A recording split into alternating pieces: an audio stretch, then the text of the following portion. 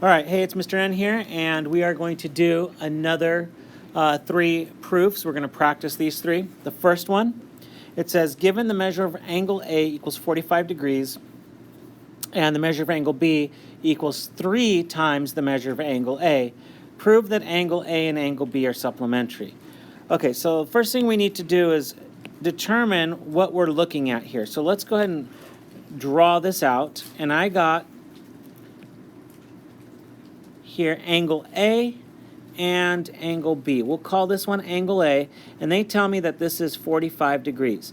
And this is angle B, and it's 3 times this measure of angle A.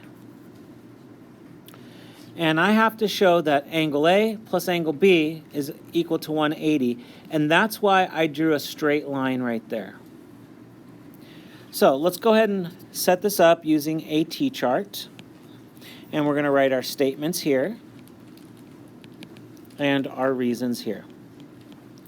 Okay, the first thing in a proof, we always write down what we're given, and here we are given the measure of angle A equals 45 degrees, and the measure of angle B is 3 times the measure of angle A. And this was our given. That was our first thing that we were told. So now at this point, this is where a lot of us get stuck, and we have to determine, okay, what do I do next? What can I say next? Well, look at the given. If you say something about angle A, that's not really going to help me much or help us much try to do this. But we know what angle A is, and here I'm told that angle B is 3 times it. So let's try to find out what angle B is. So in our second step, we're going to say the measure of angle B equals 3 times 45. And this was a substitution step. So all I did was substitute this 45 in for angle A. So the measure of angle B is going to be 3 times 45, and that comes out to be 135 degrees. And this was just, you could say multiplying or simplify. Either way, I will take on that one. All right, well, if you have the measure of angle B as being 35 degrees, and you know the measure of angle A, 135 degrees, sorry, and you know the measure of angle A as being 45, well, together, let's see, those add up. If I say 135 plus 45, that's my 180. There you go, they're supplementary. So I can say the measure of angle B plus the measure of angle A is equal to 135 plus 45, which is 180. And I'm just doing it all in one step here, and this was a substitution step. You could have broken this up into multiple steps. Say the measure of angle B plus the measure of angle A equals 135 plus 45. Then the measure of angle B plus the measure of angle A equals 180. You could have put that as separate steps, but I'm just trying to save us some time and room here. And we're going to call that substitution.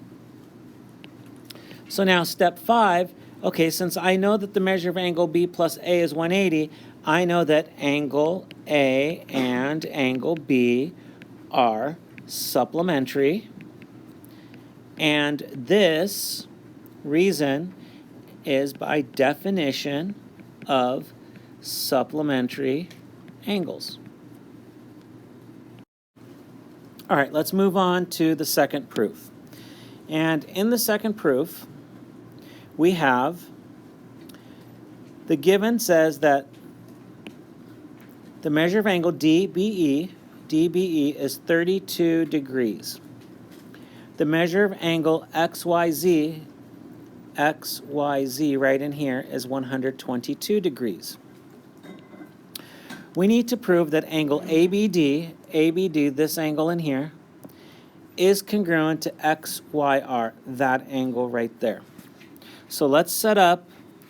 So we're trying to prove these two angles congruent, and we're given some information. So let's set up our T-chart and see what we could do with the information that we are given.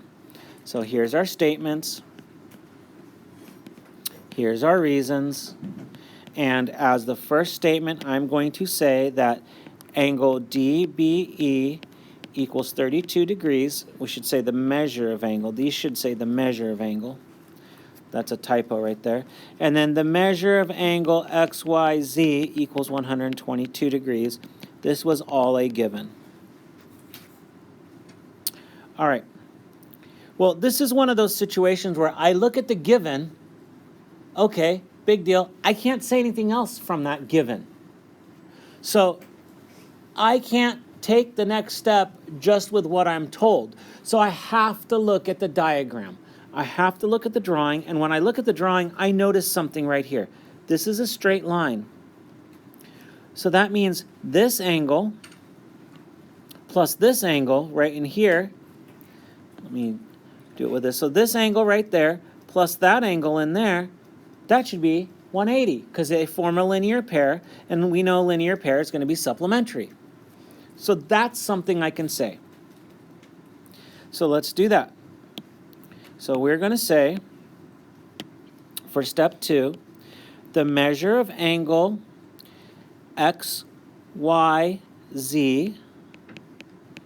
plus the measure of angle XYR equals 180. And you can say definition of supplementary, or you can say linear pair. Either one I'll take for this problem for right now. Eventually we're going to have to break it down a little bit more, but for right now, since we're going through these first time through, I'll take either one. Okay, I just noticed one other typo as well here. This should be a right angle. I forgot to put that in there while I was making the worksheet, but I know that it's a right angle. I'm telling you it's a right angle. So that should have also been in the givens, that the measure, or that angle ABE is a right angle. And since we know that, we can now say the next thing, that the measure of angle ABD plus the measure of angle DBE equals 90. And that's by definition of right angle.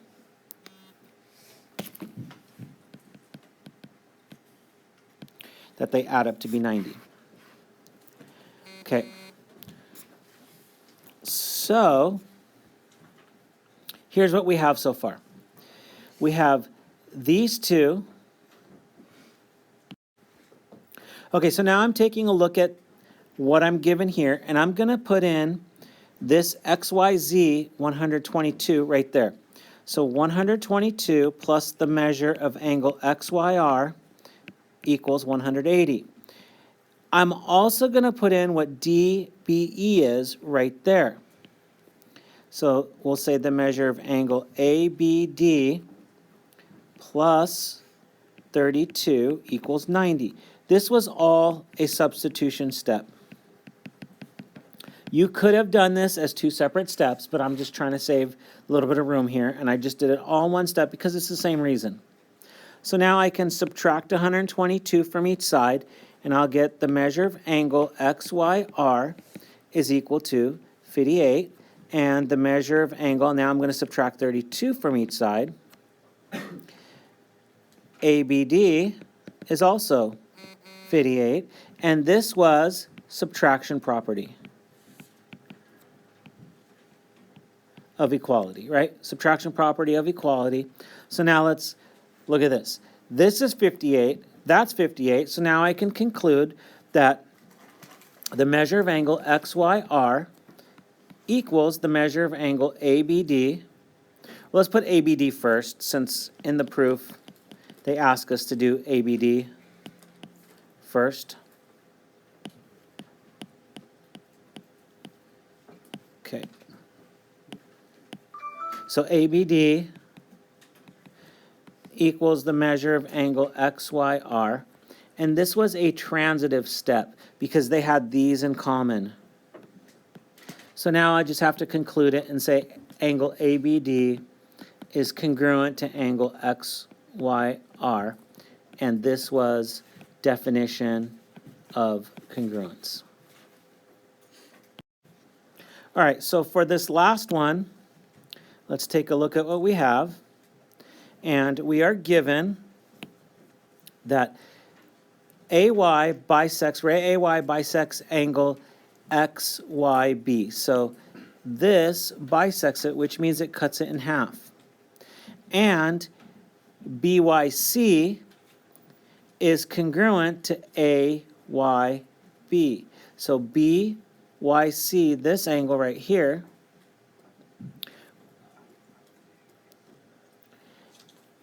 is congruent to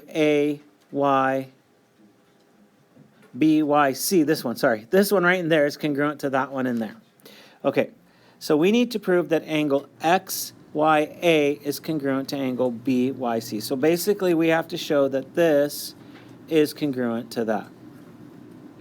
All right, so let's go through the steps and then we'll determine what we need to do. We'll go ahead and make our T-chart. We'll write in our statements